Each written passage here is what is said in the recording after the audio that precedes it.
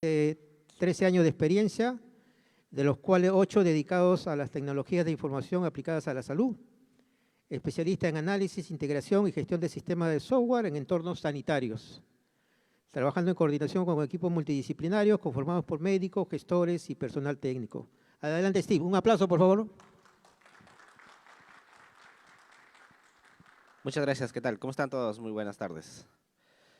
Bien, vamos a empezar este panel muy interesante relacionado a la inteligencia artificial en salud.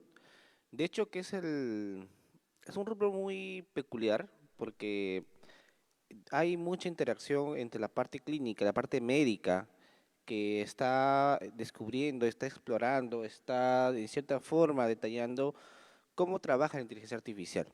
Y por la parte de ingeniería, estamos nosotros también trabajando con algoritmos, entrenando machine learning, buscando alternativas de solución, pero todavía nos falta esta sinergia combinada entre ambos sectores. Entonces, esa es la parte más relevante que hoy en día tenemos que buscar, porque no podemos trabajar alejados de la parte de salud.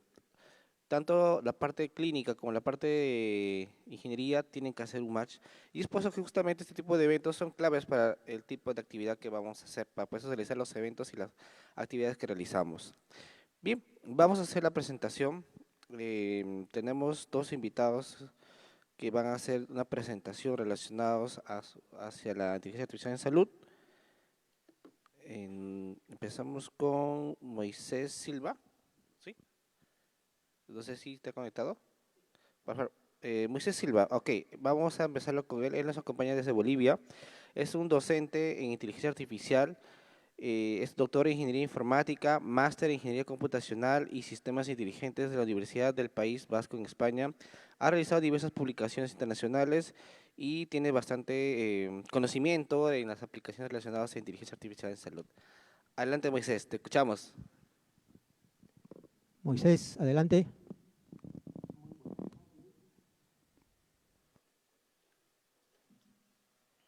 Un poquito más fuerte.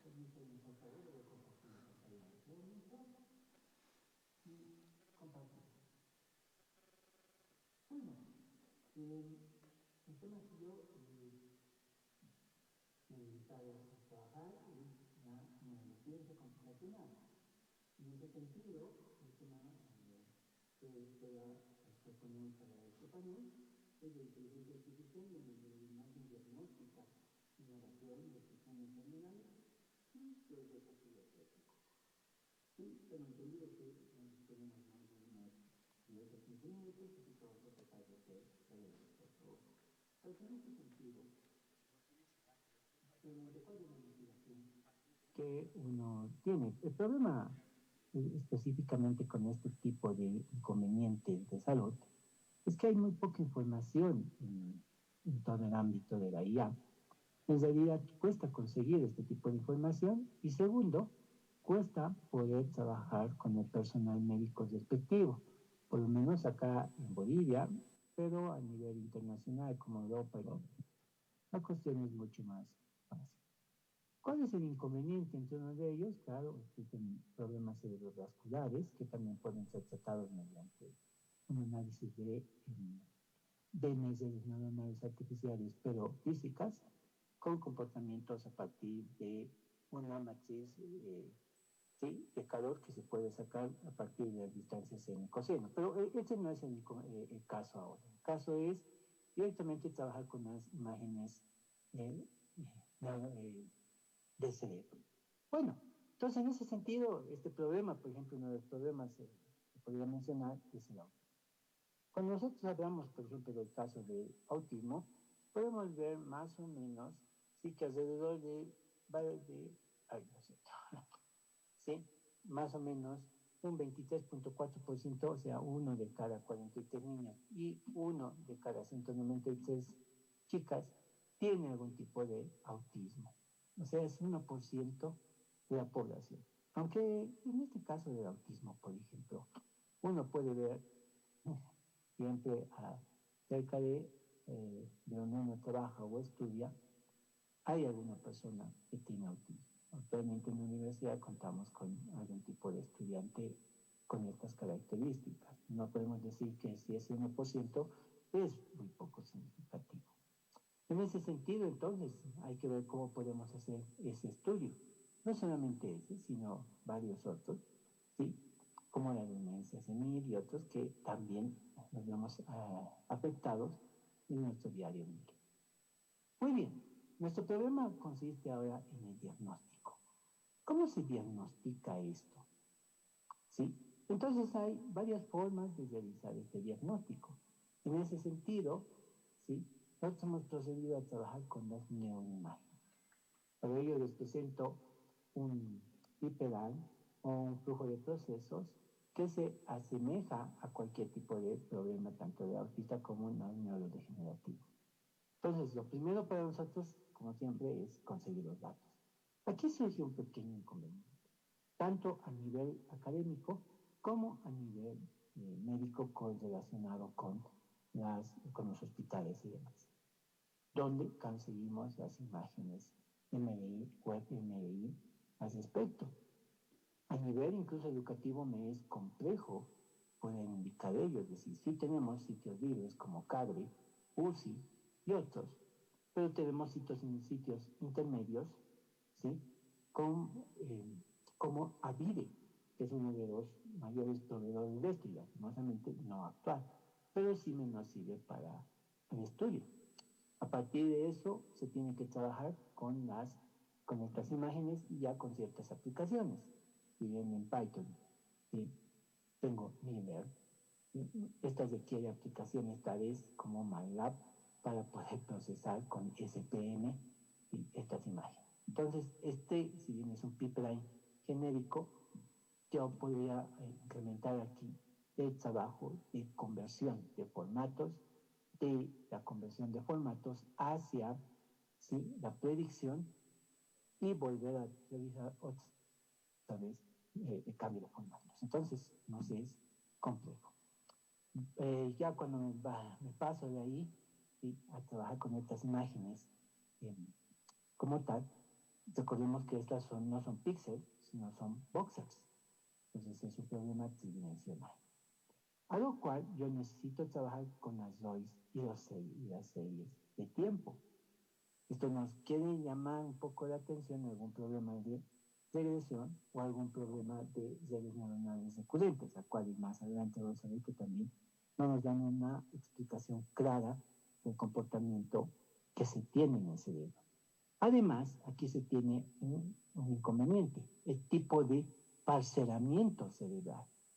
Si fuera un solo tipo de parcelamiento cerebral, nosotros podemos encontrar, ¿sí?, podemos inferir directamente el tipo de enfermedad. Si ustedes me permiten mostrar específicamente el proceso, entonces ustedes encontrarán que justamente todo al hablar de preprocesamiento, yo tengo alrededor de 4 tipos de preprocesamiento y sobre eso yo añadiría otros 4 internos dentro de cada uno y hablaríamos al mínimamente unos 16 tipos de preprocesamiento que se manejan. Entonces aquí es otro inconveniente, ¿sí? Es decir, ¿cuál de estos tipos de preprocesamientos es el mejor? Y cuando hacemos el estudio y el análisis de este preprocesamiento, no siempre nos da un resultado óptimo. Fuera de ello, ya no hablando dentro de los hospitales, sino fuera solamente académicamente, no siempre se consigue, ¿sí?, la misma cantidad de elementos publicados. Es decir, esto generalmente debe tener en los míos 50 tipos o columnas o filas, como quieran llamarle, para el estudio. Pero al realizar solamente el llamado de estos, o la carga o el download respectivo de estos archivos, no siempre se consigue la misma cantidad. Entonces aquí empieza una serie de inconvenientes, tanto académicamente como, ¿sí?, ya en la parte práctica empresarial. Ahora, muy bien, sobre ello, sigamos. Lo segundo, ¿sí?, es parcelamiento.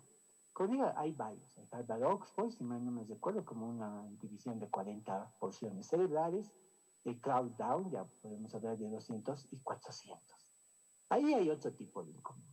en el sentido académico para que los estudiantes puedan procesar eh, dichas imágenes. Ya a nivel médico, pues se requiere un buen equipo para que se pueda procesar. Una buena vez que he solucionado la parte de imágenes, ya puedo pasar a la matriz de conectividad. Son 5 tipos que se pueden realizar, o 5 tipos de consideraciones que se necesitan. Y a partir de eso yo ya tengo los datos tabulares. Esta parte ya se simplifica mucho más, ¿sí? Y ya puedo realizar los distintos clasificadores de Machine Learning y de Deep Learning. Y luego puedo proceder a la identificación, en este caso de autismo o de algún otro problema neurodegenerativo. En este sentido, nuestro estudio nos ha llevado a ver cuál es el estado del arte en esta área. Entonces, se ha podido encontrar, se ha realizado como unas 20.000 publicaciones.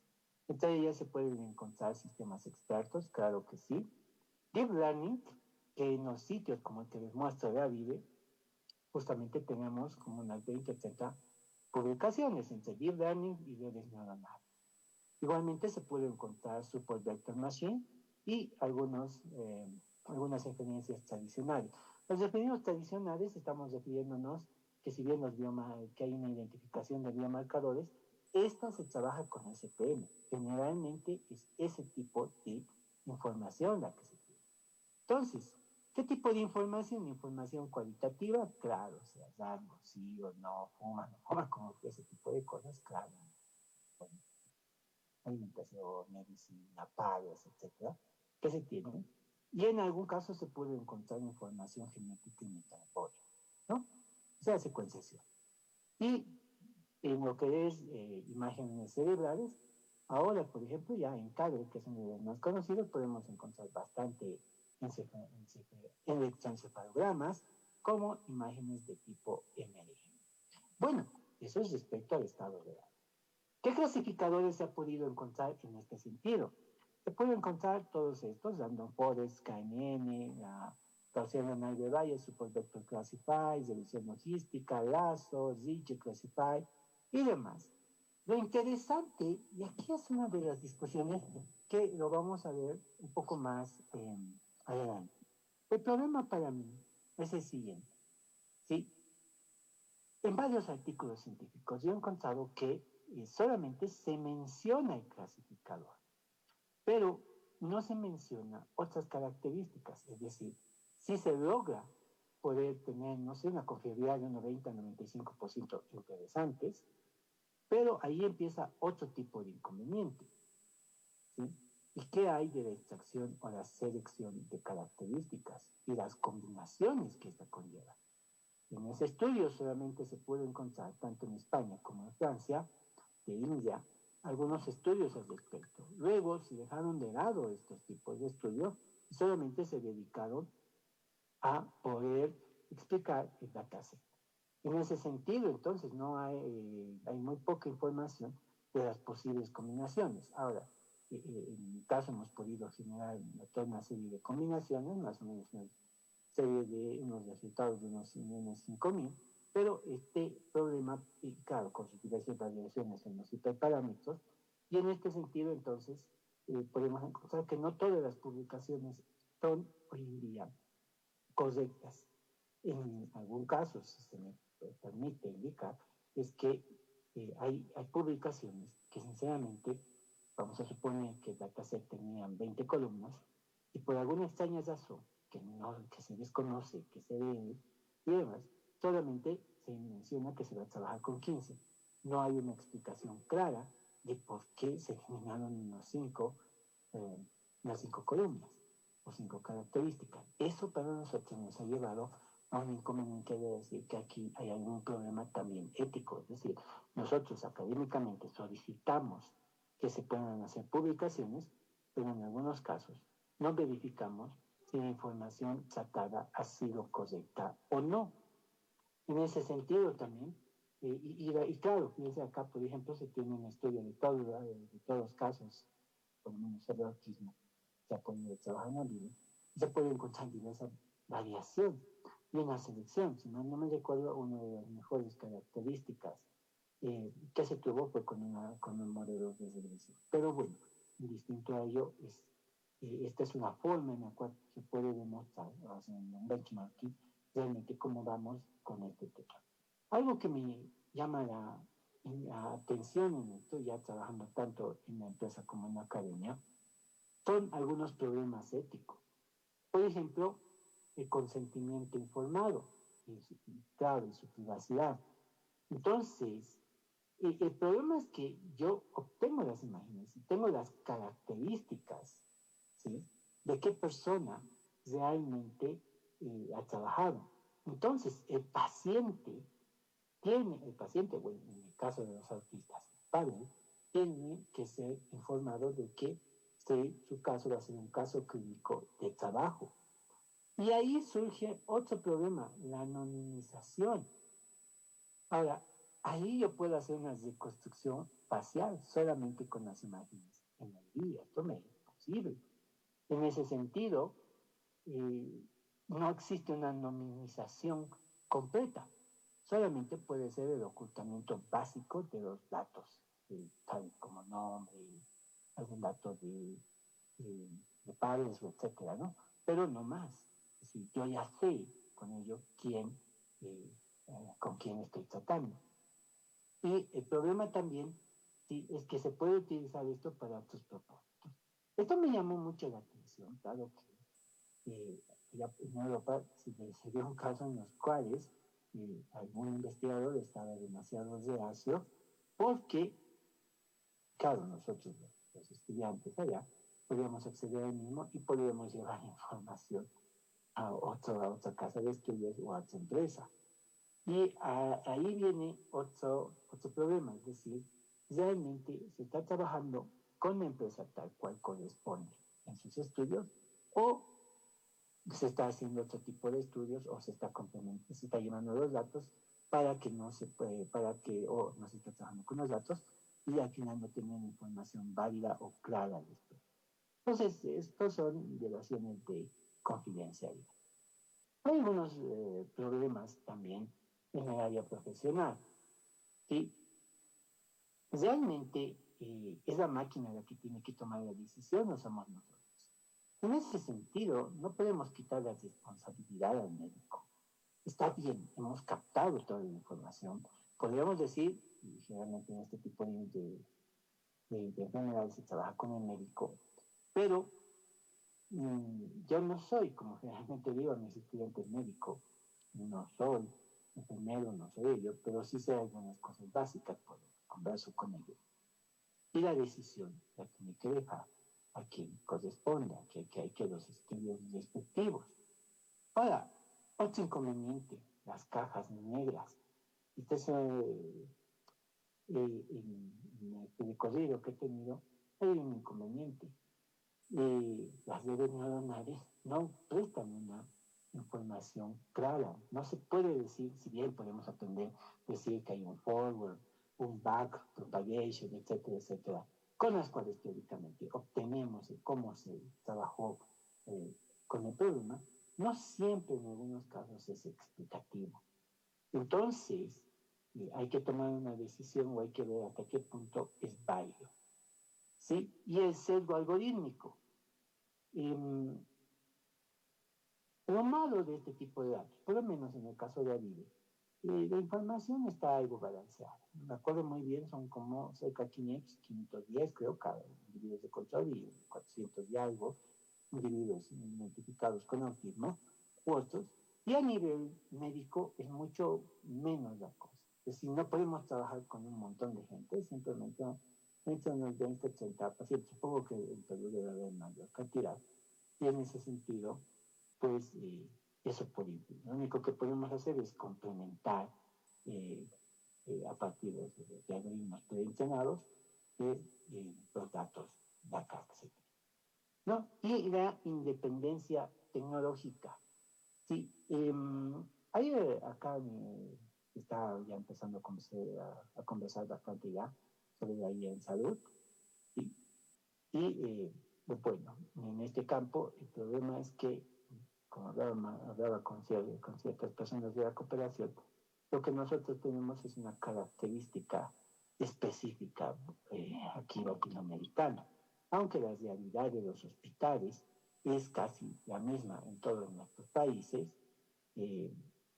pues dependemos, por lo menos acá, de aparatos asiáticos y otros, y esa dependencia hace que en algún momento las personas, especialmente médicos, enfermeros, farmacéuticos, no tengan una confianza buena en nosotros, sino vaya directamente a trabajar con la gente extranjera. Eso es un poquito algo que nos llama la atención. Y hay algunos inconvenientes. Claro, los modelos de entrenamiento requieren una aprobación técnica. Puede haber manipulación de resultados. Esto es algo que ya les comenté. El caso de ese artículo que realmente raya el sentido de investigación que uno podría tener. Y, por otro lado, la existencia de falsos positivos o falsos negativos en las revistas científicas. Esto me llama la atención. Claro, este artículo ha sido que les comento, sin dar datos exactos, pero sí podríamos conversar en algún otro momento, que realmente raya mucho la cuestión de investigación. Ahora, Moisés, ¿cuál es realmente el proceso de la métrica utilizada? Generalmente en nuestras universidades latinoamericanas utilizamos mucho la matriz de confusión, el AUC, el ROC y demás, pero existen otras métricas y existen formas de poder determinar, claro, como el p-value, por ejemplo, o el ranking de Wilkinson, que nos ayudarían a ver cuál es el mejor clasificador o algoritmo. Y el lío más grande que tenemos es la limitación de datos. Y peor en países como el mío, por ejemplo, que no tenemos normativa todavía sobre o mucho peor, un modelo ético, un reglamento ético al respecto de esto nos limita más. Y peor con el desconocimiento de la gente. Moisés, disculpa, tenemos un minuto, por favor. Tenemos que avanzar con otra presentación. Último, algo también que me pasó justamente en algún momento, algún otro grupo de investigación me llamó, es reproducir tu artículo o los artículos científicos, y sí, pero alguna vez, como dije, uno de los problemas, por ejemplo, en un estudio académico es bajar los datasets tal cual son. Entonces, en vez de bajar 1000, yo bajo 800, y claro, ese, por ejemplo, es un error que no fue tomado en cuenta. Entonces, cuando otros investigadores bajan los datasets, también encuentran otros resultados. Entonces, ahí sí tiene que haber ese tipo de consultas. Pero en algunos de ellos no he podido encontrar ese tipo de información clara. Bueno, es todo cuanto yo puedo conversar con ustedes. Les agradezco su atención. No sé si podemos pasar a la ronda o a lo que corresponda. Gracias. Perfecto. Muchas gracias, Moisés. Te agradecemos mucho. Fuerte abrazo. Gracias, excelente. Bien, ahora vamos a continuar una siguiente ponencia a cargo de Herbert Galeano. Herbert, actualmente Senior Business Development Execute Latam, es un consultor independiente con más de 30 años de experiencia internacional de telecomunicaciones. Es mentor en inteligencia artificial en la incubadora 1551 de la Universidad Nacional Mayor de San Marcos. Es docente también en la Universidad Mayor de San Marcos, donde imparte cursos de inteligencia artificial y ciberseguridad. Es bachiller en ingeniería electrónica en la Universidad Nacional Mayor de San Marcos y actualmente es candidato a doctor en el Departamento de Comunicaciones de la UNICAM, en Campinas, Brasil. Adelante, Herbert. Un fuerte aplauso, por favor.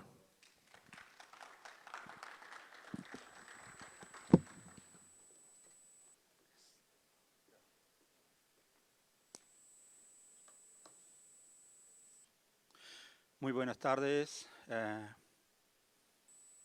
esta segunda sesión, ¿no? Esta vez vamos a ver la aplicación de la IA en la salud, y en la cual voy a compartir alguna experiencia muy reciente que estoy teniendo realmente, puesto que mi experiencia siempre en profesional siempre fue en telecomunicaciones. Y resulta que vino la inteligencia artificial, y la inteligencia artificial se puede aplicar en todas las industrias, es transversal, ¿no? Y precisamente represento a una compañía que es EFI Business, una empresa portuguesa, una startup, que está construyendo soluciones de inteligencia artificial y no importando cuál sería la industria, ¿no? En esta vez vamos a mirar lo que está sucediendo en el área de salud. Bien, muchos de ustedes, no sé si han escuchado de lo que es el Instituto Healthcare Innovation, el IHI. El IHI es un instituto fundado en la década de 90 en Estados Unidos, y ellos son los que guían la industria, ¿no?, de los hospitales, de las clínicas y hasta de gobierno, ¿no?, en salud, colocando las mejores prácticas y sobre todo dando los conceptos de cómo sería esta innovación en salud. Y me voy a apoyar en este instituto que es el IHI, que ellos han puesto en la mesa que tiene que haber para el área de salud 5 metas, ¿no? Por eso le llaman el quíntuple meta. Y cómo se aplica la inteligencia artificial en esas propuestas del IHI. Y voy a introducir 2 conceptos, tal vez, que se están hablando recientemente. Estuve en una conferencia internacional también de inteligencia artificial para la salud.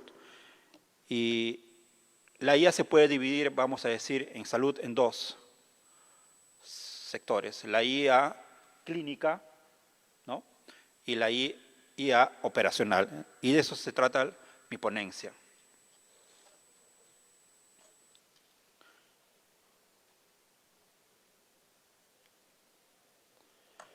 El problema en salud, el dilema que están pasando todas las organizaciones, ya sea privadas, inclusive el gobierno, es de que sí, hay mucha presión, ¿no? Y eso se dio justamente en la época de la pandemia, como recordarán, ¿no? Hay presión, ¿por qué? Porque faltan, ¿no? Faltan recursos, ¿no? La parte de salud está estrangulada, vamos a decir. ¿Quién no ha ido a un hospital público y se ha sentido con falta de atención? Y ustedes me dicen, pero yo voy a la salud privada. ¿Y quién haya ido a la salud privada y ha tenido que esperar bastante para ser atendido? Entonces, estaban viendo esos problemas, ¿no? ¿Pero por qué? Porque dice una estadística del OMS, dice que 30% de los gastos, ¿no?, de los costos que tiene que haber en la operación de un hospital, de una clínica, de un centro de salud, se pierden por ineficiencias. Y ahí está la palabra clave, ¿no?, que hemos visto en todas estas conferencias. Si hay ineficiencia, la IA lo puede resolver, ¿no es así? Entonces, ahí está la primera recomendación. Hay mucha demanda creciente, el personal está agotado, los médicos tienen que cumplir varios turnos. Hay datos en los hospitales, ¿no?, en las clínicas, y no se usan, no se toman decisiones en base a esos datos. Y ahí está lo que justamente lanzaron, ¿no? Es que una cosa es ser un médico y otra cosa es ser un ingeniero, ¿no? Son ramas totalmente diferentes, ¿no? Pero ¿quién administra nuestra salud? Profesionales de repente del área médica, que está bien, pero se tienen que complementar con la parte de ingeniería, pues. Y ahí está el desafío de la transformación digital de la salud, ¿no? Entonces, eso es lo que está pasando, esa es la fotografía de hoy en el área de salud. Muy bien.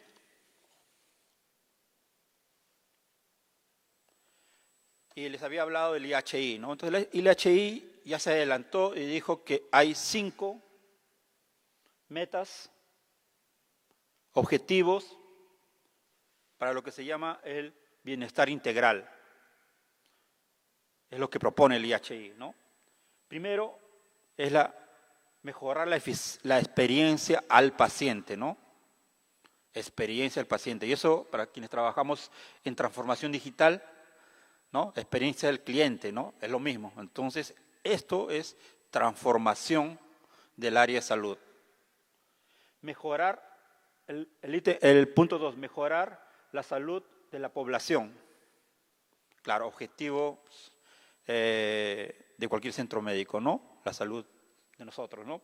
Reducir el costo, ¿no? Reducir los costos, que esto sí, ¿se acuerdan que le dije que 30% se pierde por ineficiencias? Entonces, objetivo de la transformación es reducir los costos en los hospitales, ¿no?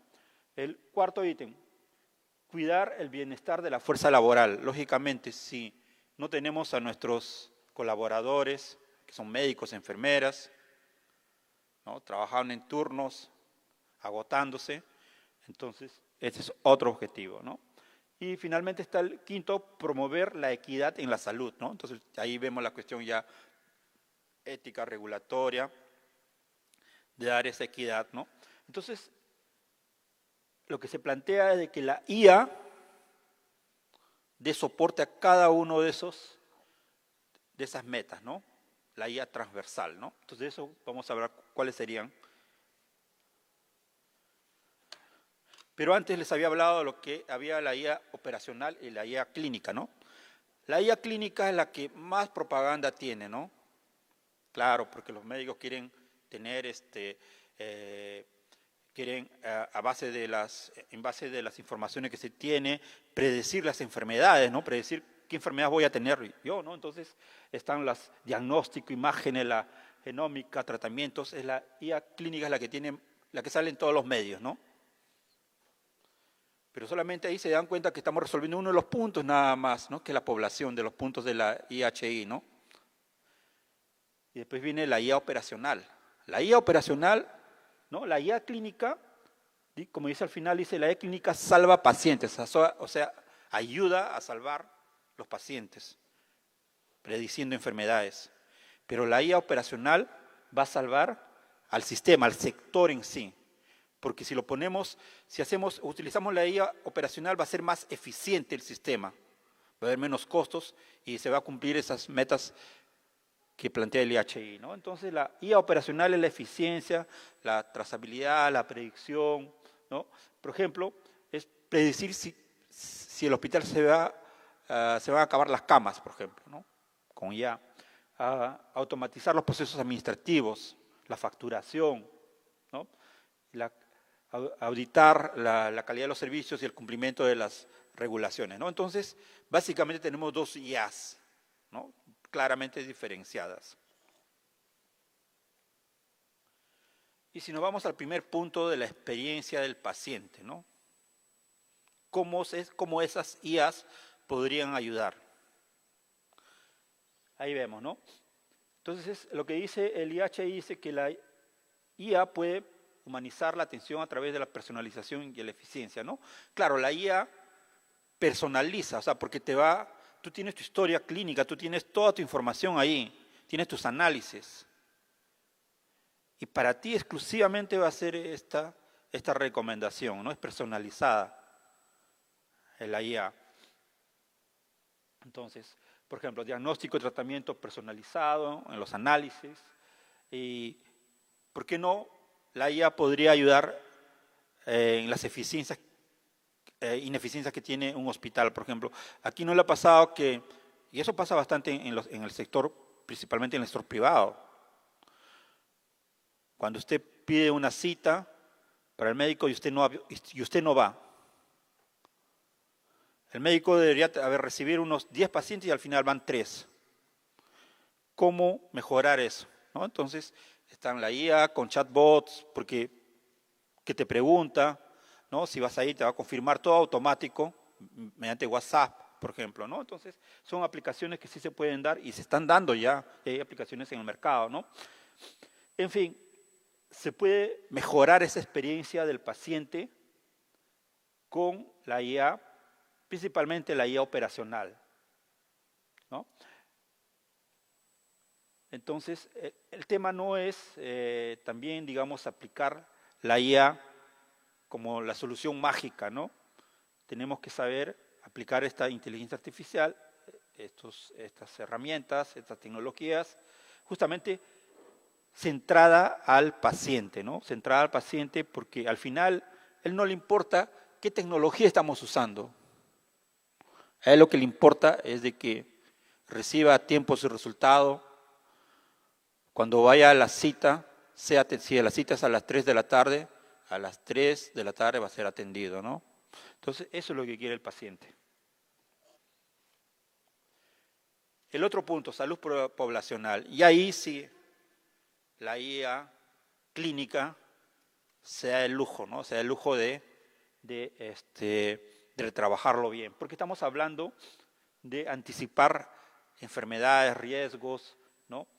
Inclusive también anticipar los temas de pandémicos, ¿no? De salud pública, ¿no? Con las informaciones que se tienen. Entonces, si tenemos todos estos datos, porque tenemos todas las informaciones, los hospitales, clínicas, sea de gobierno, sea del Estado, sea privadas, tienen cantidad infinita de datos. El problema es que no se están usando esos datos, ¿no? Entonces, tenemos que integrar esos datos, ya sean los datos clínicos, con los datos del paciente, con los datos de la población y todo esto para identificar los riesgos. Y así se va a tener una prevención un poquito más personalizada de acuerdo a la región, ¿no? Por ejemplo, hace poco tuvimos ese tema de la dengue aquí en Lima, ¿no? Fue grande, ¿no? Entonces, pero podía haber sido localizada, ¿no? Las políticas no se tienen que dar para todo el país, tienen que ser localizadas primeramente, ¿no? Atacadas, así como se ataca el incendio. Ningún bombero se va a atacar a 2 cuadras del incendio, se va a atacar el foco, ¿no? El foco del fuego, ¿no? Y ahí dice, ¿no? El verdadero impacto de la IA no es curar, sino evitar que esta enfermedad ocurra, ¿no? Y nos vamos al tercer y importante, ¿no? Quizá uno de los más importantes, desde el punto de vista de sostenibilidad, que es la reducción de costos, ¿no? Sí, hospitales, clínicas están quebrando, ni qué decir la salud del Estado, ¿no? Justamente por este tema, por la reducción de costos, ¿no? Y nuevamente, la IA perfectamente puede entrar ahí porque se pueden automatizar los procesos, ¿no? Ya hemos visto en las anteriores presentaciones de nuestros colegas que la IA automatiza un proceso, ¿no? Entonces, ¿qué es automatizar un proceso?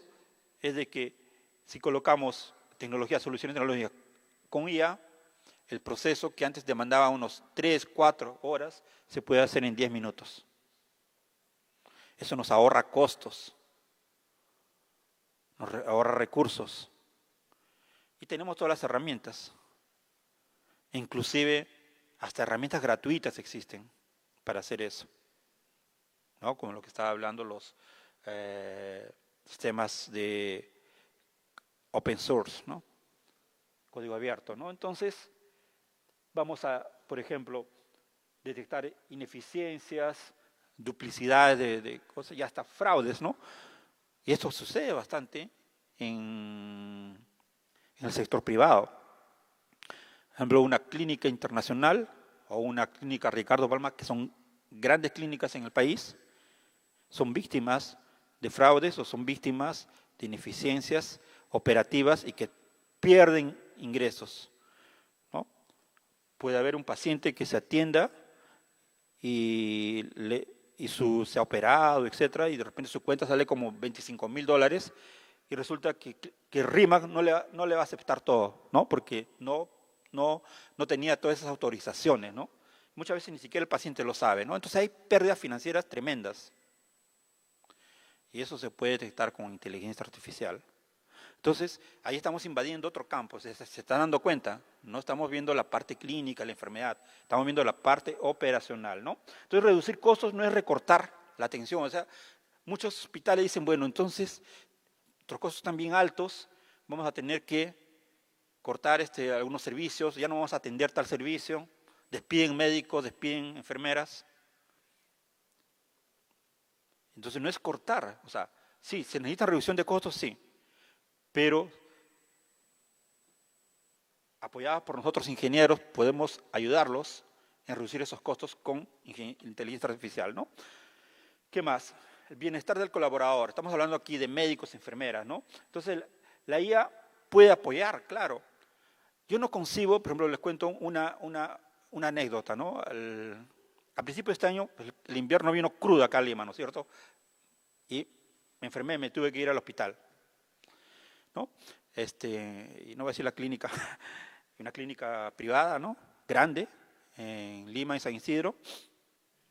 Y el médico, saturado, muchos pacientes, saturado, parecía, decía, no puede ser, tantos pacientes, y estaba en emergencia yo. Y el médico me pregunta, ¿y qué tienes? ¿Tienes tos? ¿Tienes esto? ¿Tienes etcétera? Le dije, me preguntó, ¿tienes tos seca o con flema? Y le dije claramente, mi tos es seca. Y él me recetó, ¿no? Bla, bla, bla. Resulta que me fui a comprar y me recetó un remedio que era todo lo contrario, era para la tos con flema. Y eso me empeoró más, pues. Y entonces yo busqué ChatGPT, me ayudé y dije, no te dieron un no sé qué. Entonces yo regresé al hospital, ya no estaba ese médico, pero le dije, médico, creo que me han dado así, ¿verdad? Error aquí, te vamos a dar otra esto, no te preocupes, etc. Pero ¿qué pasó? Imagínense si ese médico que estaba cansado de repente tendría un piloto automático que esté escuchando, así como un asistente, ¿no? Podría hacer la validación. ¿Qué le costaba hacer la validación con ese micrófono? Entonces, eso es lo que se necesita. Se necesita apoyo, ¿no? Cognitivo, emocional, personal sanitario, ¿no? Entonces, soporte en la toma de decisiones clínicas. Entonces, esa es la transformación digital. Esa es la transformación que el área de salud necesita. Desde el privado, no estoy hablando, pero estamos hablando de la clínica sana, de la clínica internacional, de la clínica Aviva, que deben tener todos los recursos. No, actualmente ese es un problema, no solamente en el Perú, a nivel internacional. A nivel internacional está habiendo ese problema, ¿no? Entonces, justamente, la IA viene para dar esas soluciones para democratizar todo eso. Inclusive podemos estar inclusive a la misma altura de una clínica de Estados Unidos si colocamos estas soluciones. Bien. El quinto punto es la equidad en la salud. Y ahí tiene que ver, ¿no? En poner en la balanza, ahí está el gráfico bien, lo dice, ¿no? Para corregir las desigualdades, ¿no? Y entonces, por ejemplo, ahí entra la telemedicina, ¿no? Que claramente ayuda, reduce costos y llega más rápido al poblador, ¿no? Llega de repente siempre y cuando tengamos la conectividad, ¿no? Si hay brecha de esto. Pero hoy en día, por ejemplo, la vez pasada también me puse mal. Y mi seguro me dijo, oye, pero hay telemedicina. Ya, pero rapidísimo, lo resolví. Yo no tuve que salir, no tuve que gastar quema de carbono, ¿no? Gastar el carro y no sé qué, estacionar, tiempo, todo eso. Telemedicina resolvió rapidísimo, ¿no? Me recetó rápidamente que tenía una especie de gastritis, sano, ya estaba trabajando al día siguiente normal. Entonces, cosas que se tienen que aplicar, ¿no? Entonces, estamos hablando también no solamente clínica, estamos hablando también salud pública, ¿no? Entonces, la IA no debe reemplazar al humano, sino acercar al humano que está tan lejos, ¿no? Para que haya esa equidad, ¿no? Y vemos que completamos esos 5 ítems del Instituto Healthcare Innovation. Entonces nos vamos a la IA operacional en acción, ¿no? ¿Qué es lo que yo propongo? ¿Qué es lo que proponemos, ¿no? Y proponemos como ingenieros también, ¿no? Además de ayudar al médico, ¿no? Con algoritmos de machine learning, redes neuronales, inteligencia artificial, para predecir enfermedades, para la salud clínica en sí, tenemos que ayudar a los médicos, ¿no? que son los que administran realmente, ¿no? De las grandes clínicas privadas. Los dueños no son administradores, los dueños son médicos, ¿no? Justamente ellos, nosotros como ingenieros podemos ayudarles con la propuesta de una IA operacional en acción, ¿no? Entonces, ¿dónde vamos a ayudarles? Lo que le dije, en todos esos ítems que estaban ahí, ¿no? Y aquí está la tabla, digamos, para que ustedes puedan ver que sí existe IA operacional, IA clínica, en cada uno de esos 5 puntos, ¿no? De la experiencia del paciente, la salud poblacional, la reducción de costos, bienestar del colaborador y la equidad. La IA clínica, por ejemplo, en experiencia del paciente, se puede utilizar porque la IA clínica ya es el diagnóstico, ¿no? Previamente, ya rápidamente puede hacer el diagnóstico personalizado, pero la IA operacional va a ayudar en esa eficiencia de contactarlo, de reagendar la cita y todo eso, ¿no? Y ahí se miden con KPIs que existen en la industria, como el famoso NPS, ¿no? Que toda industria tiene, telecomunicaciones, retail, todas las industrias tienen, ¿no? Y se puede medir, ¿no? La salud poblacional, la IA clínica, pues, se explaya ahí con la predicción de riesgo, la prevención de enfermedades, pero la IA operacional también puede ayudar ahí mediante, por ejemplo, la segmentación de los pacientes, el telemonitoreo de ellos, ¿no? Entonces ahí vamos a evitar, por ejemplo, hospitalizaciones innecesarias, inevitables, ¿no? Y se puede recuperar costos. Y en la parte de costos, realmente la mayor aplicación es la IA operacional, porque se hace auditoría de cuentas, la optimización de recursos, como son las camas, la parte logística, ¿no? Etcétera, ¿no? Entonces, también en el bienestar del colaborador existen también lo que ya les dije, ¿no? Auxiliar a ese médico con la IA, que lo use, ¿no? Que lo use realmente como un asistente, ¿no? Como un asistente que lo va a ayudar a tomar las decisiones, ¿no? Y en la equidad está la e-clínica, que ya puede hacer una teleespecialidad, ¿no? Inclusive con IoT, con esas tecnologías que puede ayudar y con menos latencia en el 5G, por ejemplo, la telemedicina va a ser mucho más rica en experiencia para el paciente, y la IA operacional también va a dar ese soporte. Entonces, claramente ahí pueden verlo esos dos conceptos, cómo se aplica a lo que plantea el IHI, ¿no? Lo que plantea para la transformación digital de los hospitales, clínicas y gobierno también, todo el área de salud. Entonces, pero tenemos que hacer siempre aquí una pausa y pensar y reflexionar sobre estos temas, que lo vamos a ver probablemente aquí vamos a discutirlo más en la parte del panel, ¿no? Que son la ética, la gobernanza y la regulación, que es lo que más se está discutiendo cuando hablamos de IA aplicada a la salud, ¿no? Pero tenemos que ir hacia una salud inteligente y sostenible, que esa sería realmente a donde tiene que ir este sector, ¿no? Porque tiene que ser sostenible. Con tanta ineficiencia que puede haber en el área de salud, se van a recuperar esos costos, esos ingresos, y va a ser sostenible, ¿no? Y la salud inteligente va a ayudar pues, justamente a que nosotros, pacientes, ¿no? tengamos nuestra enfermedad sea detectada a menor tiempo y sea mejor tratada, ¿no?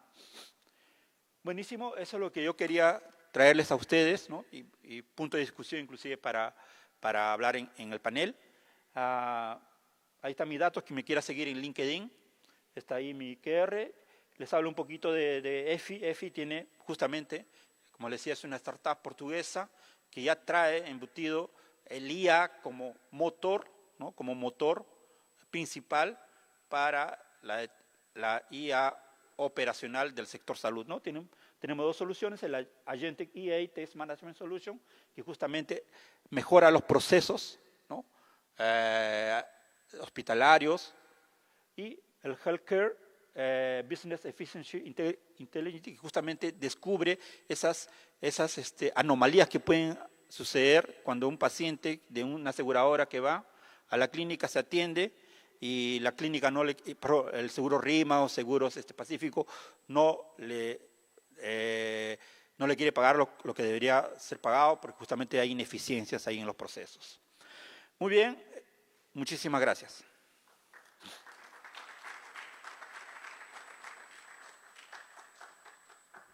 Herbert, por favor, ¿nos acompañas en el panel? Adelante, por favor.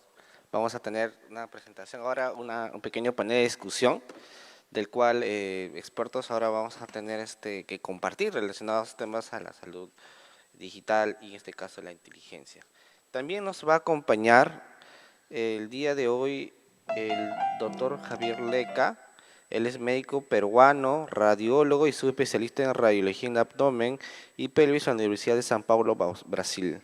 Actualmente es cursante de un doctorado en Ingeniería Artificial Aplicada a la Salud. Javier, ¿nos escuchas? Hola, Javier, ¿estás ahí? Sí, ok, vamos ahí. Bien, también nos acompaña Luis Enrique Almeida Pachas. Él es líder en Data Integration Analytics and Artificial Intelligence.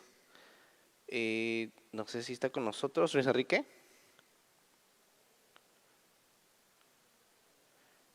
¿No? Ok, entonces vamos a llamarlo. Mientras tanto, hacer una pequeña presentación de los dos panelistas que nos acompañan el día de hoy.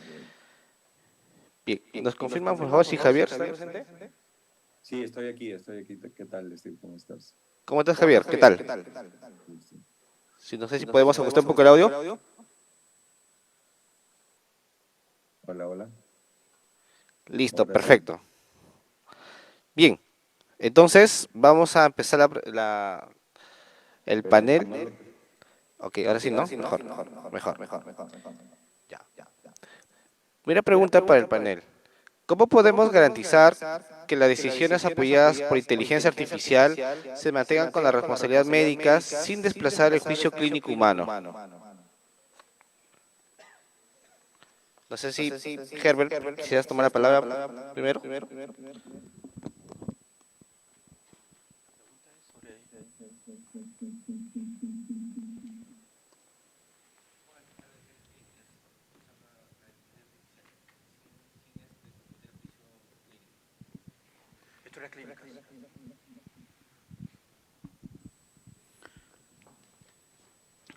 Bueno, hay bastantes desafíos sobre la historia clínica actualmente, ¿no? La historia clínica que no se está discutiendo desde ahora, se está discutiendo desde hace muchos años, ¿no? Ya existen las normas, existen diferentes propuestas, que inclusive ni siquiera se había incluido la inteligencia artificial ahí, ¿no? Las historias clínicas. Porque primero tenía que ser la normalización y sobre todo la interoperabilidad, ¿no? Pero justamente ya estamos en una época disruptiva por el tema de inteligencia artificial, que inclusive puede procesar cualquier, digamos, formato, sin necesidad, digamos, de que tengan que tener las historias clínicas algún formatos de interoperabilidad, ¿no? Entonces, de cualquier clínica, de cualquier país o de cualquier localidad, ¿no? En el formato que esté, primeramente, ya puede ser integrada y, sobre todo, compartida, ¿no? Ahora, tu otra pregunta fue con la cuestión de los derechos humanos, creo me parece, ¿me escuché? No escuché bien.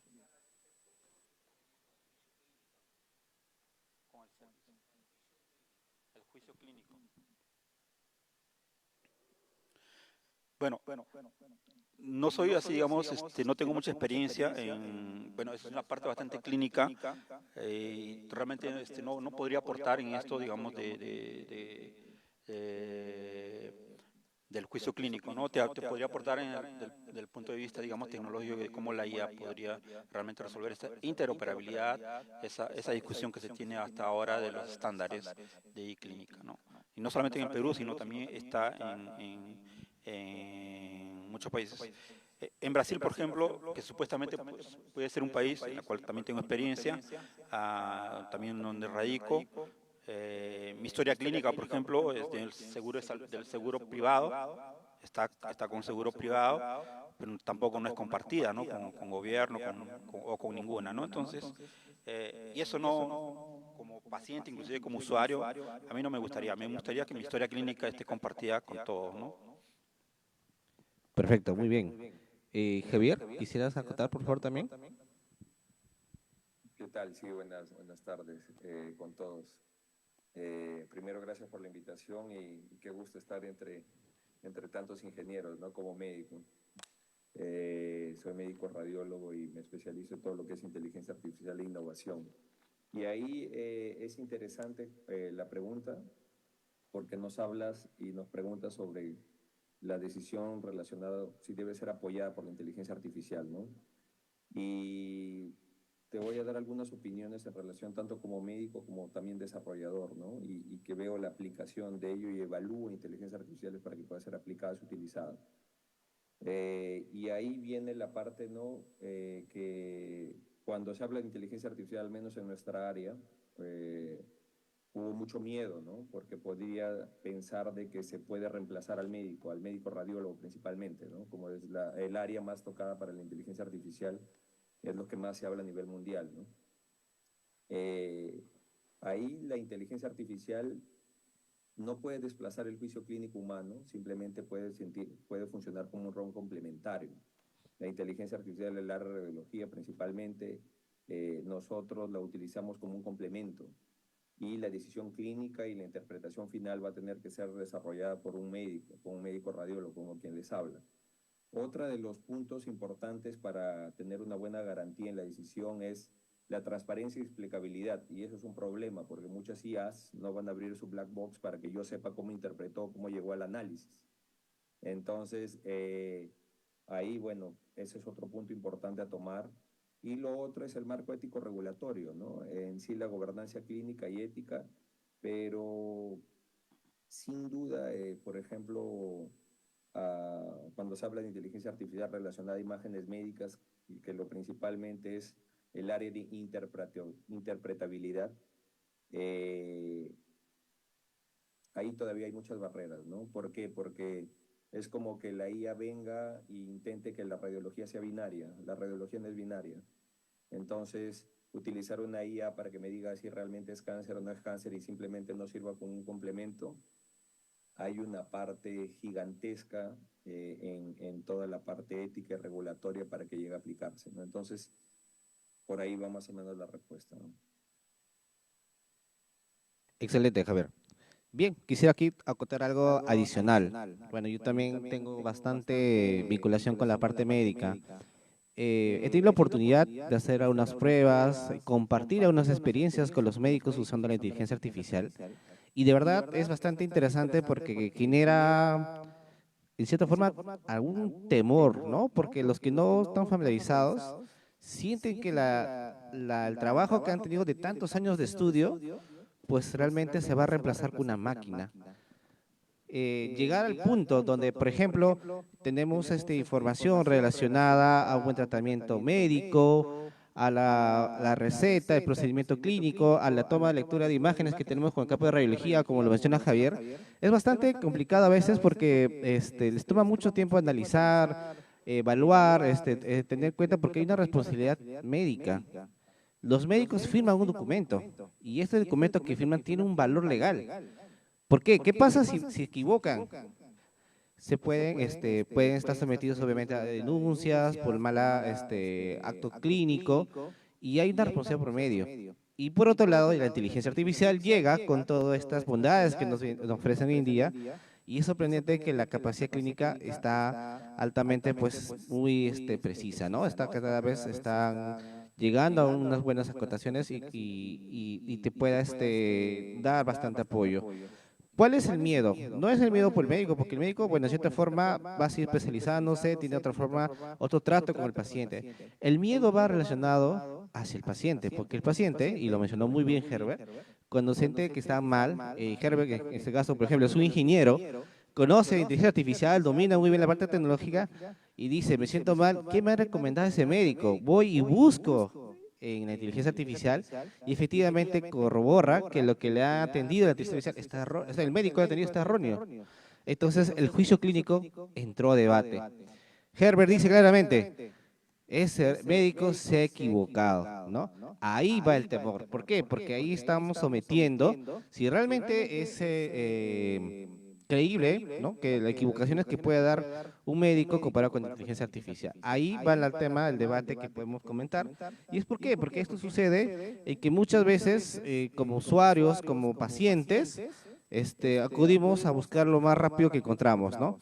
Ahí va el temor. Y al respecto me gustaría saber, en base a tu experiencia, Javier, y luego Herbert, ahora vamos a intercambiar, ¿qué podríamos acotar? ¿Cómo podríamos prevenirnos? Porque hay que tener en cuenta que la realidad, en este caso, en el entorno peruano, los médicos pueden prestarse a utilizar la inteligencia artificial, pero para facilitar su trabajo, en cierta forma, y acomodarse también a respuestas inmediatas que tal vez no son evaluadas clínicamente. ¿Qué opinarían al respecto?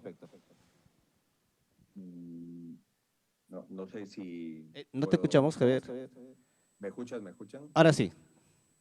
Hola, hola. Ya, ahora sí te escuchamos. ¿Sí? ¿Se escucha, no? Sí, ahora sí, te escuchamos. Ah, sí, ok, ok.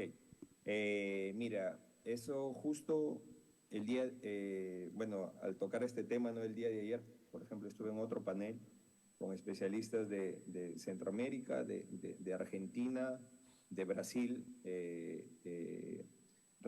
hablando sobre telemedicina en sí y la mudanza del paciente. ¿Qué es lo que pasa? Cuando nosotros hablamos de IA generativa, eh, a la gente o a la población que tiene la llegada de este tipo de tecnología, porque obviamente de que este tipo de tecnología no es inclusiva totalmente, ¿no? Hay muchos territorios donde, o pacientes que no van a tener esto, pero los que lo tienen significa que el perfil del paciente está cambiando a nivel mundial.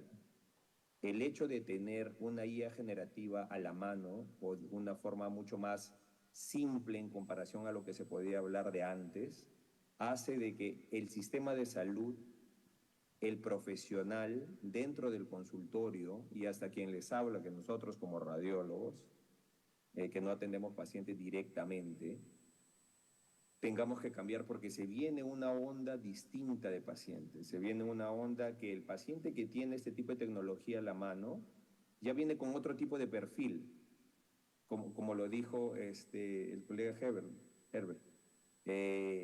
Entro o puedo hacer una consulta con una IA generativa y él me puede dar una opinión y puede encontrar un error médico. ¿Qué quiere decir esto?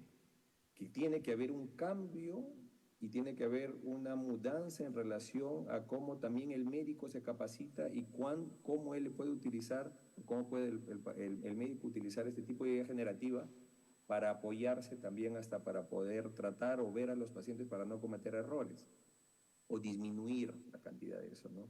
Entonces yo pienso que se viene una mudanza, que se viene un cambio en relación a esto. El paciente está cambiando, la tecnología está cambiando y juntos ellos, que ya son pacientes más tecnológicos, van a hacer que la atención necesite cambiar también. Y es interesante, solo para tocar, por ejemplo, un momento histórico en la salud que pasa esto, es cuando comienza a tenerse a los pacientes con VIH. Los pacientes con VIH comienzan a cuestionar mucho en aquella época que sale en Estados Unidos y se genera el diagnóstico y se tenía todo este bies informativo relacionado a la enfermedad y al tratamiento, donde el paciente comienza a cuestionar al médico para ver si es que el médico realmente estaba haciendo bien su tratamiento, estaba teniendo los conocimientos adecuados a ello. Y yo pienso que se ve una mudanza parecida a esto, ¿no? Excelente. Adelante, Herbert. Sí, buen punto. Las clínicas, los hospitales, cuando quieren aplicar una nueva tecnología, son un poco recelosas, ¿no? En que pueda tener estos conflictos, ¿no?, que estamos hablando, ¿no? Y además que no está regulado, y además que me imagino que la regulación no va a venir tan rápido, ¿no? Siempre anda lento. Pero se dan cuenta que en el área clínica, si por ejemplo queremos introducir un nuevo medicamento, no se hacen pruebas y demoran tiempo, ¿no? O el área farmacéutica. Entonces es lo mismo que va a pasar con la tecnología. La tecnología, si vamos a aplicar, por ejemplo, en el caso, mi caso real, ¿no?, de caso de uso en el cual hubo un supuesto error, entonces que se hagan pruebas, que coloquen estos asistentes, robots o lo que sea, al lado del médico y se hacen pruebas, piloto, y después se ven resultados, se analizan, ¿no?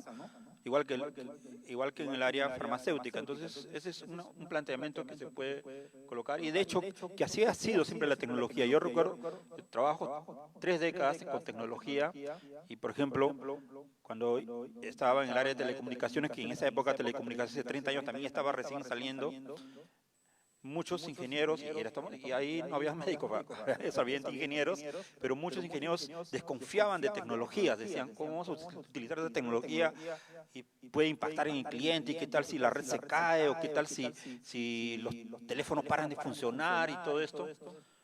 Entonces hacían las pruebas piloto, pues para eso son las pruebas piloto, las pruebas de concepto, donde justamente, ¿no?, se valida todo eso, se hace la validación de la solución, ¿no? Entonces es una propuesta que se puede colocar en la mesa. Súper bueno. Bien, también tener en cuenta que hoy en día existe inteligencia artificial, como comentaste, a libre disposición.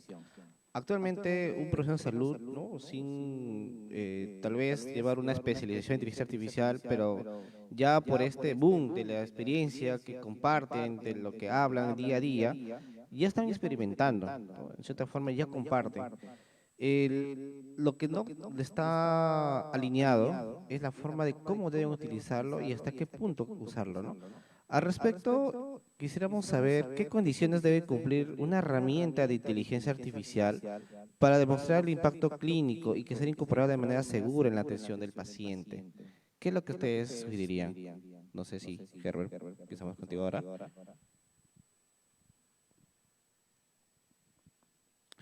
La IA que se está proponiendo hoy en día, principalmente la IA generativa, no se está proponiendo específicamente para un sector, ¿no? La IA hoy en día es transversal. Entonces, ¿qué requisitos debe tener, digamos, específicos como para el área clínica o para un hospital? Realmente no existe eso. O sea, no existe actualmente algo, digamos, que de repente OpenAI o Microsoft o Google va a construir una IA específicamente para el área de salud. No hay. La IA, ¿no?, tal como está, es un algoritmo, ¿no? Puede ser abierto, puede ser cerrado, ¿no? Se le da un caso de uso, se le aplica, ¿no? Se le da un caso de uso, ¿no? Entonces, los requisitos tampoco no podemos exigir, salvo que sea la regulación nada más, y en eso está habiendo una madurez, ¿no? A nivel de todos los países, Europa, por ejemplo, está liderando eso. En nuestro país ya se han colocado los cimientos de la regulación, pero básicamente no podemos esperar, digamos, de que exista una IA específicamente para salud, porque es cuestión, digamos, estamos hablando de mercado, ¿no? Entonces, salud es una de las industrias poderosísimas, sí, no susceptible, inclusive crítica, pero no, o sea, sí existen proveedores que sí te van a dar, existen grandes proveedores, como los proveedores de tecnología para el área clínica. Quizás ellos sí, pero ellos van a usar la misma inteligencia artificial que se está usando para cualquier otra industria, ¿no? O sea, van a construir aplicaciones sobre esa misma IA, ¿no? Entonces, quizás ellos tengan sí algo bien orientado. En el caso de EFI, por ejemplo, está yendo a la parte, como ya le dije, IA operacional. En la IA clínica, por ejemplo, Dedalus, puedo mencionar algunos de los proveedores que está, y hay varias startups también, ¿no? Entonces, las empresas, inclusive las nuevas empresas, es las que podrían aportar eso, digamos, de una IA adecuada para el área de salud, ¿no? Excelente, Javier, te escuchamos. Cuando hablamos sobre ¿Se escucha? condiciones, ¿No se escucha el audio? que deben ¿Aló? ¿Sí? ¿Me escuchan? ¿Me escuchan? Sí, ok. Cuando hablamos sobre condiciones de inteligencia artificial, a ver, yo les voy a comentar un poco en relación a mi área. Un momento, Javier, por favor, se cortó el audio, un momento. Aló. Okay, Ya, ok. ahora sí escuchamos, perfecto. Okay. Entonces, cuando hablamos de inteligencia artificial, yo voy a comentar sobre mi área específicamente, sobre el área de salud, pero el área relacionada a radiología. Es interesante porque cuando hablamos o cuando estudiamos las inteligencias artificiales en el área de imágenes médicas, se habla de ondas en portugués o en olas, que se le dice, porque yo vivo en Brasil, estoy en Sao Paulo, por la universidad, por la USP. Entonces, se ve que la primera ola no llega a cumplir la aplicabilidad ni llega a tener el grado de aplicación a nivel mundial realmente. Si nosotros vemos los grandes hospitales en Brasil, conozco de cerca el Albert Einstein y el Sirio Libanés, que trabajan con algunas inteligencias artificiales integradas, pero muchas de ellas cambiaron el camino. ¿Por qué? Porque al menos en la parte de imágenes médicas, siempre, o las startups iniciales que se crearon, salieron para la parte de interpretación de imágenes. ¿Qué quiero decir con esto? Que era relacionado a poder generar detección o a poder generar un diagnóstico, y esto es comparativo con el trabajo del médico radiólogo, por ejemplo, del médico. Y no se llegó a aplicar, ni se llegó. Muchas de ellas cambiaron su orientación. Ahora, se analiza el porqué. Por eso les estoy dando esta introducción, porque se analiza el porqué. Y el porqué, aparte de la área regulatoria, viene a ser de la integración funcional. En la actualidad de los médicos que trabajamos con inteligencia artificial, lo que estudiamos, muchos no usamos casi ella. En este segmento, que es la parte de interpretabilidad, porque muchas veces la IA viene a querer ayudarme a poder generar un diagnóstico de una enfermedad, pero lo que me genera más duda y me genera más tiempo en el uso. Otra cosa que puede pasar, la IA viene y dice, no, yo voy a hacer un screening antes y le voy a mostrar al doctor. O por ejemplo, te hace un triaje y de un hospital gigantesco con muchas imágenes médicas de emergencia, me pone y me dejó pasar un infarto y lo dejó por el último porque no lo diagnosticó, y los otros exámenes que los dejó como emergencias o como más grave se pasaron al frente, y eso tiene una parte de integración funcional muy fuerte que todavía no se ha alcanzado. Otro punto es que cuando estudiamos inteligencias artificiales en la parte de imágenes médicas o en sí en el área de salud, se ve que muchas de las startups que salieron no tuvieron evidencia científica. Entonces, muchas de ellas que parecían muy promisores ya salieron al mercado, se intentaron a vender, y cuando tú ves sensibilidad, especificidad, comienzas a generar todos los tipos de valor predictivo, positivo, negativo y todos los parámetros científicos, ellos no cumplían los mínimos para hacer ello. Ese es otro punto. Y el otro punto es en relación a la parte poblacional de los datos, ¿no? O sea, muchas de las inteligencias artificiales fueron creadas con datasets y con tags de diferentes tipos de especialistas en diferentes tipos poblacionales, que cuando se intentan aplicar a nuestra población, a nuestra realidad, no llegan a funcionar porque es diferente. Porque pensando, parece que no fuese, pero por ejemplo, en algo como un rayos X de tórax, por ejemplo, en el Perú, el diámetro anteroposterior es mucho mayor que, por ejemplo, en Brasil. Y puede pensar de que tengo un tórax en tonel y tiene una alteración pulmonar, pues la IA está con dataset de Brasil y no lo tienen los de Perú. Entonces, hay bastantes cosas aparte de la parte regulatoria, ¿no? Perfecto. Bien, yo quisiera acotar a este punto también algo adicional. Lo que he visto en la práctica clínica actualmente, hay mucha necesidad de sistematización de la información. Indiferentemente cuál es la especialidad clínica, ¿no? Como mencionaron, y hoy, bueno, me acompañan varios ingenieros, sabemos que para usar inteligencia artificial necesitamos datos, ¿no? Y datos hay, pero en el sector salud hay tanta cantidad de datos que están demasiado dispersos, no están sistematizados. Ya, y esa es una falencia de nuestro sector, que es una oportunidad grande para los ingenieros, porque podemos sacarle provecho a sistematizar y entrenar datos. Esa es una colaboración que nos falta bastante grande. Pero ¿qué está pasando muy aparte de tener los datos? Tenemos un gran problema en el uso que le estamos dando a ciertos tipos de aplicativos. Y bueno, ya mencionaron muy bien la parte de la confidencialidad de la información. Estamos muchas veces sometiendo acceso a ciertos datos que no están permitidos, que los pacientes no están autorizando. y hay ciertos datos que sí hay autorización, pero no se están tratando. Entonces, tenemos una gran impacto en el uso de cómo podemos identificar y mitigar los sesgos que podrían generar los algoritmos con tanta cantidad de datos. Y lo ha explicado muy bien Javier.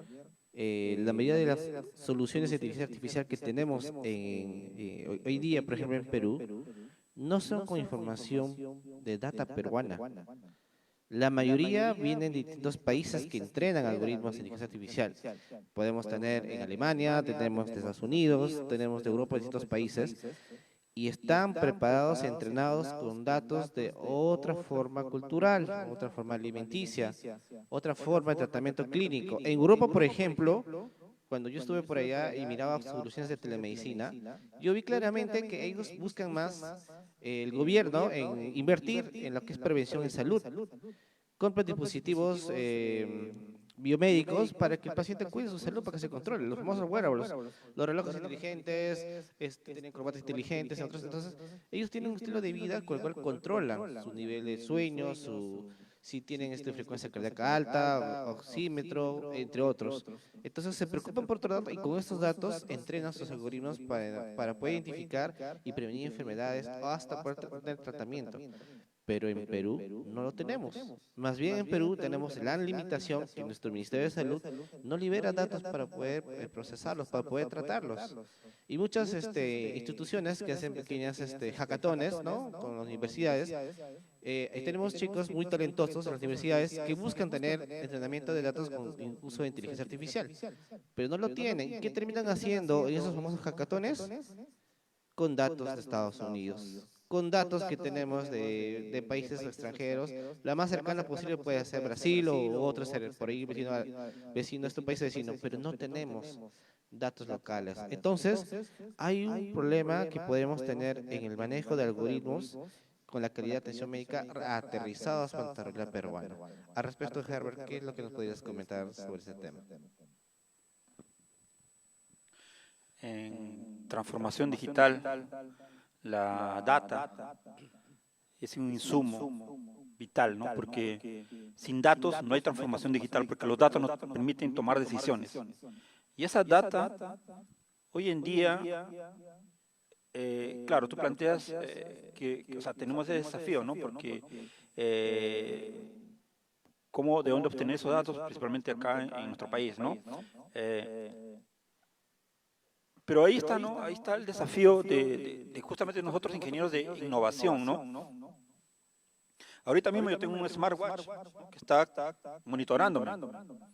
Y cada vez los wearables, o sea, como un smartwatch o como tal vez otro, también tengo unos audífonos que están fallando ya, unos audífonos aquí, están captando información, están captando datos de mí, ¿no? Entonces, justamente en la innovación, las startups, que son empresas que justamente quieren resolver esa problemática, ¿no? Del uso de tecnologías disruptivas en la salud, en este caso, tienen ya datos, ¿no? Porque están esos dispositivos que están midiendo la frecuencia cardíaca, que están viendo, digamos, si eres hipertenso, está viendo hasta la presión, está viendo inclusive el último lanzamiento del smartwatch de Apple, creo que va a medir el tema de un indicador más de la sangre, ¿no? Que es relacionado a la diabetes, ¿no? Entonces, eso va a cambiar, eso está cambiando, porque justamente, nuevamente, la IA, lo hemos repetido aquí durante la conferencia de la mañana, es transversal a todas las industrias y es democratizador, o sea, digamos, no importa si eres un pequeño país, no importa si eres un país súper desarrollado, igual tú puedes construir una solución, ¿no? Entonces, si miramos de esa óptica, podemos resolver el problema, ¿no? Entonces, innovación, startups y utilizar los dispositivos disruptivos que ya existen hoy en día. Perfecto. Adelante, Javier, te escuchamos. Sí, mira, toqué este tema de datasets, ¿no? Aquí, bueno, de nuevo voy a intentar pasar para el área de radiología, ¿no? Que es el área que realmente me especializo y trabajo y estudio, ¿no? Entonces, cuando nosotros hablamos de dataset, nosotros hablamos, ¿y qué es importante aquí? Analizar calidad, analizar variedad y representatividad de entrenamiento. Entonces, cuando nosotros hablamos de variedad y heterogeneidad de datos, nosotros vemos diversidad demográfica, diversidad clínica y diversidad técnica en la parte de radiología.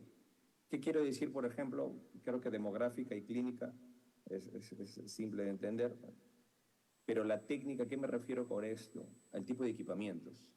Por ejemplo, si nosotros queremos desarrollar o aplicar una IA por ejemplo, de resonancia magnética en imágenes médicas para poder, no sé, generar un diagnóstico de alguna enfermedad cerebral. En Brasil la mayoría de equipamientos, o hay un dominio de equipamientos por parte de un tipo de marca, no voy a decir el nombre aquí, y en Perú hay por otro. Cada equipamiento tiene un tipo de nombre, cada equipamiento tiene una alteración en la secuencia. Eso cambia, sí, cambia. Al momento de hacer el estudio igual, al momento de estudiar de imágenes tomográficas, hacer dataset de imágenes tomográficas, o al momento de hacer dataset de imágenes radiológicas, sí va a cambiar. Aparte de la diversidad clínica, los diagnósticos, por ejemplo, sería una locura que alguien de Europa intente hacer una IA de diagnóstico de tuberculosis, ¿no? Entonces, esto es algo muy importante para tomar en cuenta. Lo otro es el patrón de oro, ¿no? Bueno, el patrón de oro pienso que no hay ningún tipo de problema al momento de hablar eso, al momento que desarrolla una IA, porque al menos los patrones de oro, y eso es cuando se analiza o se intenta aplicar una inteligencia artificial, independientemente que sea radiológico o no, se tiene que analizar de dónde, cuál es el gol estándar de eso, ¿no? De ese tipo de IA, ¿no? O sea, ¿quién fue, no? Por ejemplo, si estoy utilizando una IA para diagnóstico de carcinoma de células claras del riñón, que es un tipo específico, para evaluar y que una inteligencia artificial me diagnostique eso, es diferente una IA que viene con una opinión de diferentes tipos de expertos. Eso se le llama un ground truth de grado 2 o ground truth grado 1, ground truth débil 3, a diferencia que me haga un estudio con un gol estándar histológico, ¿no? Entonces, después del patrón de oro, justo estaba viendo otra cosa que se tiene que analizar, el balance de clases, ¿no? Pero fuera de eso, el balance de clases también es muy importante eso, porque, como repetí, ¿no? O sea, que alguien en Europa quiera hacer una IA para diagnóstico de tuberculosis teniendo un balance de clases muy bajo en comparación a lo que podemos, por ejemplo, encontrar en Perú, en Brasil, eso va a cambiar.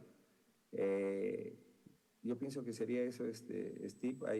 Hay bastantes barreras que cubrir todavía para poder generar este tipo de aplicación. Buenísimo. Bien, bueno, vamos acercándonos a la parte final. Última pregunta. Es más relacionado. Sí, terminamos esta y pasamos a las preguntas. Si tenemos tiempo, obviamente, depende de los organizadores del evento. Sí, tenemos esta pregunta y luego unas preguntas adicionales. Hay un punto adicional y va la articulación ya con la parte médico e ingeniero. Pero para esto quisiera que también el público sepa y conozca lo siguiente. Hay un término muy conocido en la parte médica que se llama intrusismo, ¿ya? Que nuestra contraparte, el Colegio Médico de Perú, está trabajando bastante para evitar que se genere. ¿Qué es el intrusismo? Es decir, profesionales de salud que en unos casos no son médicos, ¿no? Pero quieren hacer actividades de otros especialistas, de otros médicos, y obviamente al realizar un acto clínico de otra especialidad, pues se someten al juicio de que, oye, este es mi especialidad, hay responsabilidad por medio, cada uno con su especialidad, no generes intrusismo. Y hay mucho debate, y sobre todo, intrusismo generado en personal no médico y personal médico. Pero ¿qué está generándose la inteligencia artificial?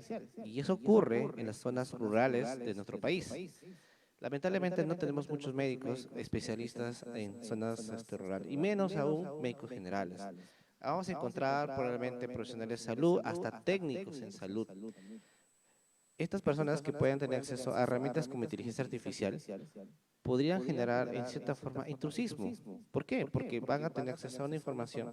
Porque, digamos, yo que estoy en una telemedicina, queremos buscar las citas de consultas por telemedicina y muchas veces quizás no se complemente la consulta de telemedicina, pero el que está en el campo, el que está con el paciente ahí desangrándose, ese que va a preocuparse, ¿cómo lo ayudo? ¿Qué puedo hacer? Quiero hacer una referencia y en esas zonas alejadas, una referencia puede ser 8 horas de viaje y 1 hora se te muere el paciente. Herramientas buscan desesperadamente cómo acudir a atender al paciente. Ahí puede ser una herramienta donde puede apoyar la inteligencia artificial, pero el riesgo es, si es que ocurre, que pasa algo, ¿quién atendió a ese paciente? ¿Quién asume la responsabilidad? Y ese es un debate bastante complicado en el campo clínico, ¿no? Porque intrusismo puede haber, incluso en especialidades clínicas cuando está Javier. Javier, como médico radiólogo, su especialidad, tantos años de estudio, quemando la pestaña con tantas lecturas de imágenes, y puede venir una especialidad de otra área, no quiero meter el debate, especialidad X, pero dice, ok, no, esto para qué lo voy a pasar al médico radiólogo si yo también lo puedo ver. Agarro mi ChatGPT, me meto mi imagen y tengo el diagnóstico clínico. Uy, ya, no necesito radiólogo, yo mismo atiendo a mi paciente.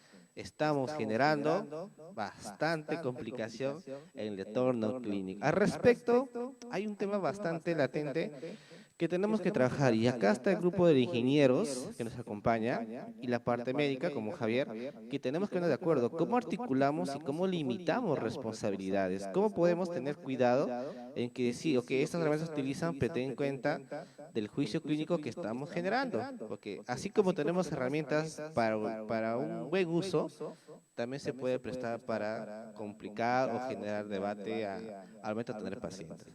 Al respecto, no sé si, Herbert, algo que quisieras comentarnos sobre este punto.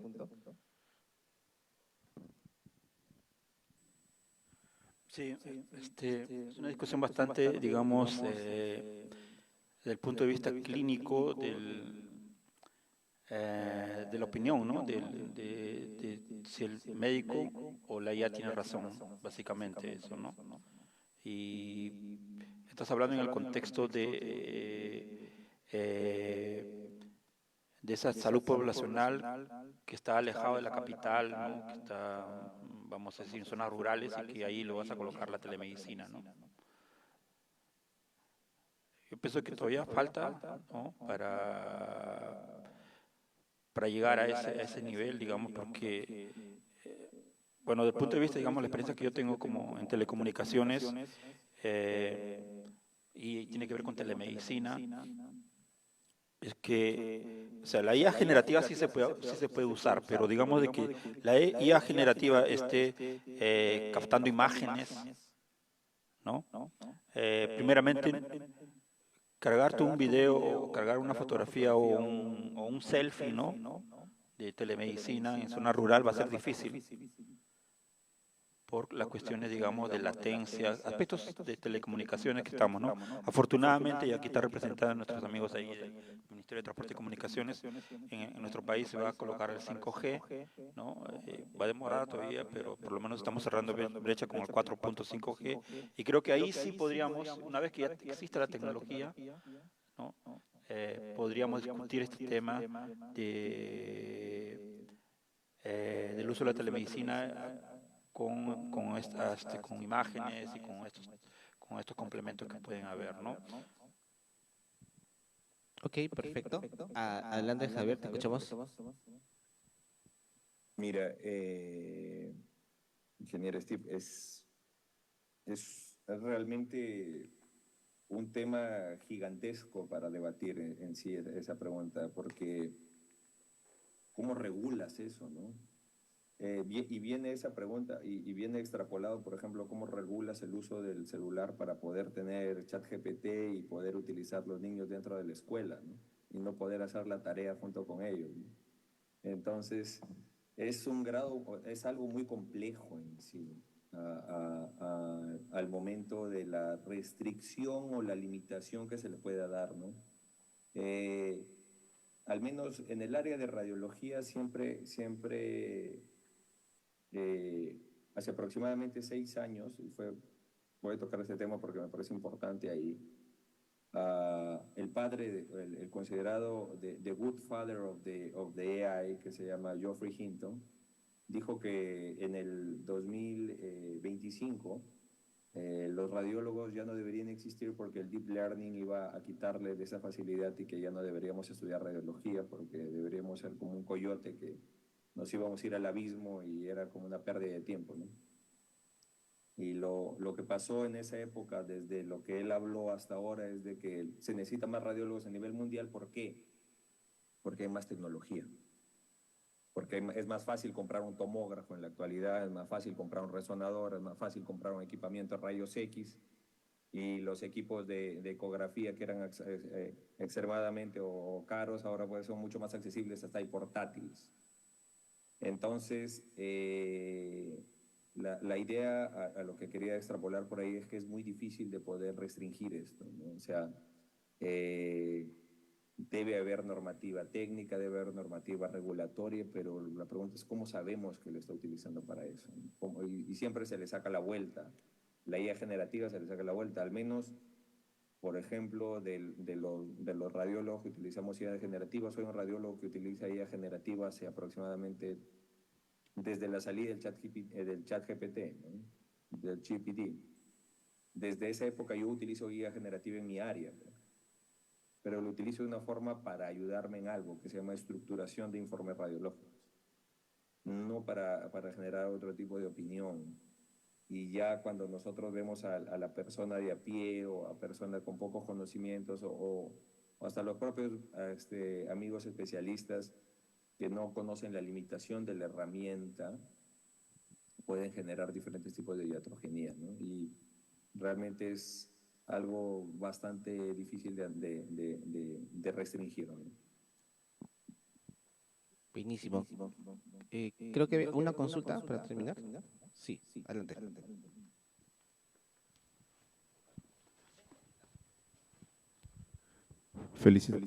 Felicito, ¿cómo se llama? A los dos panelistas y a SIC también.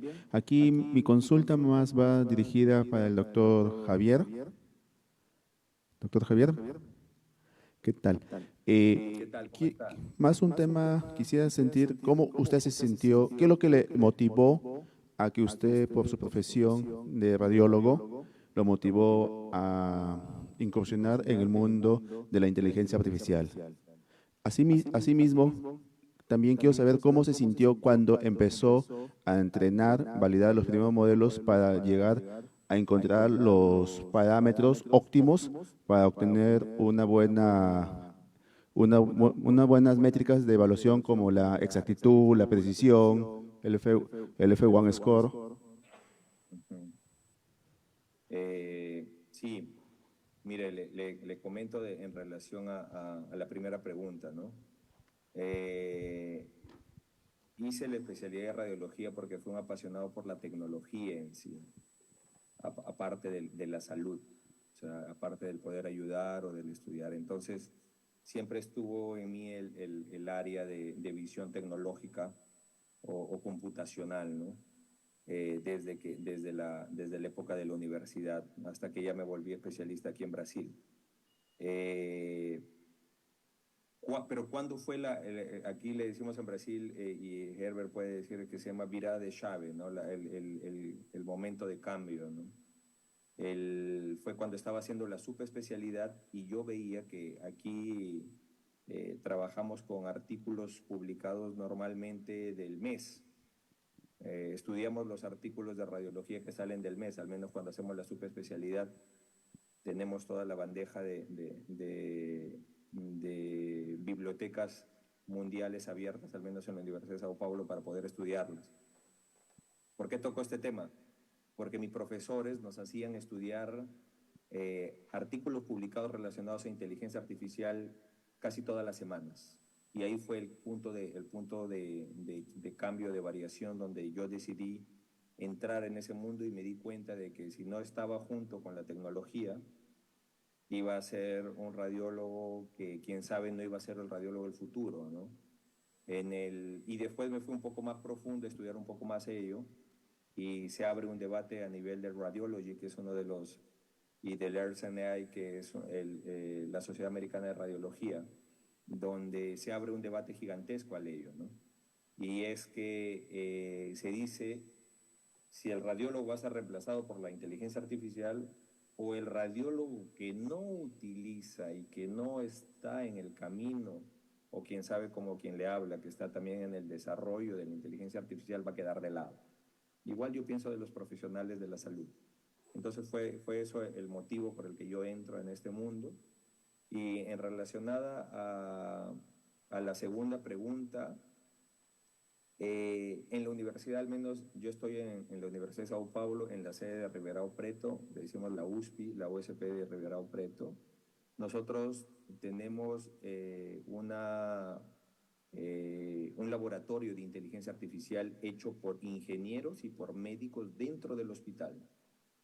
Entonces, este laboratorio comienza en el 2019 y da boga más o menos con el 2020 y comienza a haber una integración médica, ingenieros biomédicos, ingenieros de ciencias de la computación, junto con médicos, específicamente yo le voy a hablar de mi área, que es el área de radiología, se juntan para comenzar a crear este tipo de algoritmos, junto con la parte científica. Entonces, al menos de experiencia que les puedo traer es de que en la Universidad de Sao Paulo, en la USP de Ribeirão, todos los algoritmos desarrollados en imágenes médicas tienen bases científicas y no se desarrollan.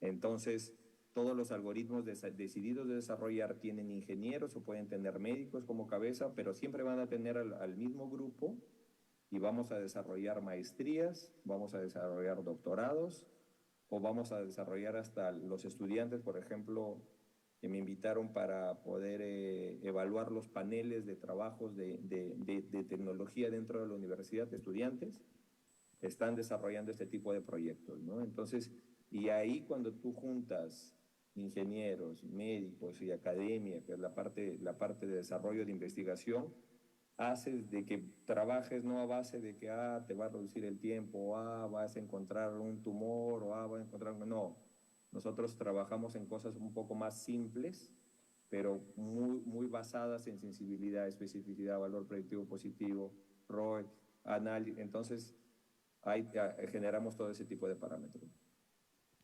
Perfecto, muchas gracias. Gracias. Fuerte aplauso, por favor, para Javier, Herbert. Gracias. Muchas gracias. Con este panel, invito al ingeniero Freddy Ortiz para la entrega de los diplomas. Ingeniero Sursa, ¿puede venir también?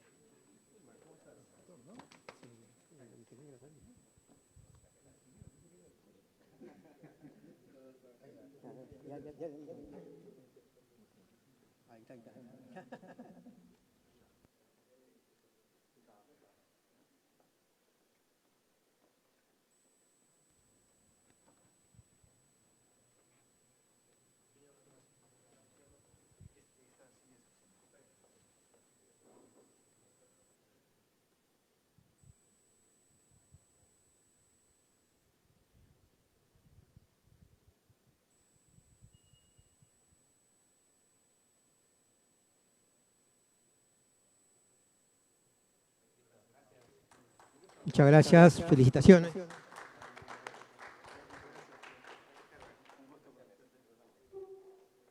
Gracias por la invitación. Bien, vamos, recuerdan que les hablé de un QR, lo van a poner, lo va a estar disponible para que lo lean. En ello hay una encuesta donde pueden responder a preguntas y va a haber propuestas y eso evaluaremos en nuestros siguientes eventos.